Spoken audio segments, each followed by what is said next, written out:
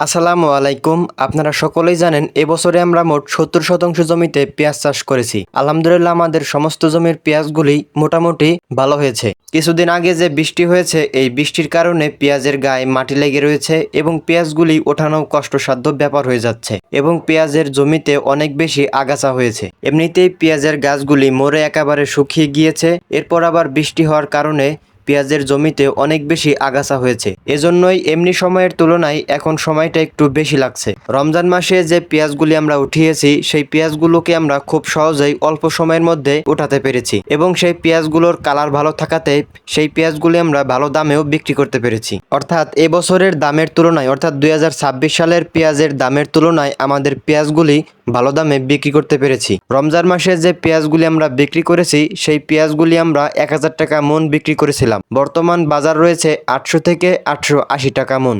আসলে এই দামে পেঁয়াজগুলি বিক্রি করে কখনোই লাভবান হওয়া সম্ভব নয়। রমজান মাসে আমরা যে 25% জমির পেঁয়াজ উঠিয়ে বিক্রি করেছি সেই 25% জমিতে আমাদের মোট 65 মন পেঁয়াজ হয়েছিল। আলহামদুলিল্লাহ সেই পেঁয়াজগুলি আমরা ভালোভাবেই বিক্রি করতে পেরেছি। পেঁয়াজের ফলন এর থেকে বেশিও হয় আবার এর থেকে কমও হয়, তবে আমাদের যা হয়েছে এতেই আলহামদুলিল্লাহ, এতেই আল্লাহর কাছে হাজারো শুকরিয়া। তো যাই হোক, এখন আমাদের যে পেঁয়াজগুলো রয়েছে এই পেঁয়াজগুলোকে আমরা দ্রুত ওঠানোর চেষ্টা করতেছিলাম। এমনিতেই আমাদের এই পেঁয়াজগুলো 2-3টা বৃষ্টি পেয়েছে, এখন যদি আরো বৃষ্টি হয় তাহলে এই পেঁয়াজগুলো দীর্ঘদিন পর্যন্ত ঘরে সংরক্ষণ করে রাখা যাবে না। এজন্যই পেঁয়াজগুলি দ্রুত বৃষ্টি হওয়ার আগেই উঠিয়ে বাড়িতে নিতে হবে।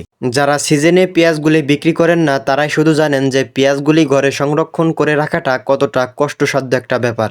যে সকল পেঁয়াজের ফুল হয়ে যায় সেই সকল পেঁয়াজগুলো কিন্তু দীর্ঘদিন পর্যন্ত ঘরে সংরক্ষণ করে রাখা যায় না, অল্প কিছুদিনের মধ্যেই সেই পেঁয়াজগুলি নষ্ট হয়ে যায়। এজন্যই সেই পেঁয়াজগুলোকে বাছাই করতে হয়। এবং এক ধরনের পেঁয়াজ রয়েছে যে পেঁয়াজগুলি মাঝখান থেকে 2 ভাগ হয়ে যায়, অর্থাৎ আমরা সেই পেঁয়াজগুলোকে বলে থাকি ফাটা পেঁয়াজ। সেই পেঁয়াজগুলো কিন্তু দীর্ঘদিন পর্যন্ত ঘরে সংরক্ষণ করে রাখা যায় না, সেই পেঁয়াজগুলোকেও কিন্তু বাছাই করতে হয়। তাহলে আপনারা বুঝতেই পারছেন পেঁয়াজগুলোকে কতটা বাছাই করে এরপর সংরক্ষণ করতে হয়। এজন্যই আমি আপনাদেরকে বলতে চাই অবশ্যই এই 2 ধরনের পেঁয়াজকে বাছাই করে এরপর বাকি যে পেঁয়াজগুলি থাকবে সেই পেঁয়াজগুলোকে সংরক্ষণ করবেন।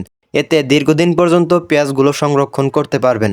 1 নম্বর হচ্ছে যে পেঁয়াজের ফুল হয়, অর্থাৎ যে পেঁয়াজগুলির কালি হয়ে যায় সেই পেঁয়াজগুলো। দ্বিতীয় হচ্ছে যে পেঁয়াজগুলি মাঝখান থেকে ফেটে যায়। যাই হোক, আমাদের এই পেঁয়াজগুলো এখন ওঠানোর শেষের দিকে। এখন আমরা এই পেঁয়াজগুলি হচ্ছে গাড়িতে সাজিয়ে এরপর হচ্ছে আমরা পেঁয়াজগুলি বাড়িতে নিয়ে যাব। এরপর পেঁয়াজগুলি কেটে এরপর হচ্ছে আমরা সংরক্ষণ করে রাখবো। আমরা যেহেতু এই পেঁয়াজগুলি মেপে রাখবো না, এজন্য আমি আপনাদেরকে বলতে পারছি না যে কত শতাংশ জমিতে কত মন পেঁয়াজ হলো। এবং আমাদের এই পেঁয়াজগুলো যখন আমরা বিক্রি করি তখন আমি আপনাদেরকে বলে দেব যে কত শতাংশ জমিতে কত মন পেঁয়াজ হলো। এবং আমাদের এই পেঁয়াজগুলো আমরা বাড়িতে নিয়ে কিভাবে সংরক্ষণ করে রাখি এই বিষয় নিয়ে আমি আপনাদেরকে ভিডিও দেব ইনশাল্লাহ। বৃষ্টি হওয়ার কারণে সকলেই পেঁয়াজগুলি দ্রুত ওঠাচ্ছিল। আপনারা ভিডিওতেই দেখতে পাচ্ছেন সারা মাঠ জুড়ে শুধু পেঁয়াজের বস্তা দেখা যাচ্ছে। তো এই ছিল আজকের ভিডিও, দেখা হচ্ছে আগামী ভিডিওতে। সবাই ভালো থাকবেন, সুস্থ থাকবেন। আসসালামু আলাইকুম।